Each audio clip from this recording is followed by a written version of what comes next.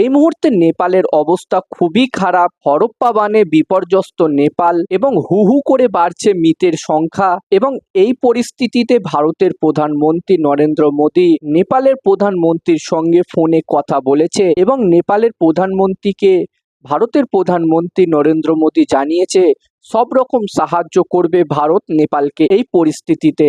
এবং ভারত থেকে যাওয়া অনেক পর্যটক এখনো পর্যন্ত নিখোঁজ রয়েছে, তাদের সঙ্গে কোনো যোগাযোগও করা যাচ্ছে না।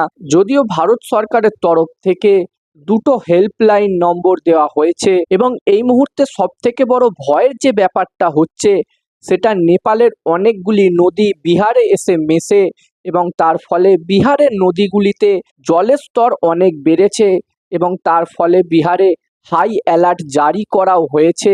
শুধু বিহারে নয়, উত্তরপ্রদেশেও হাই অ্যালার্ট জারি করা হয়েছে।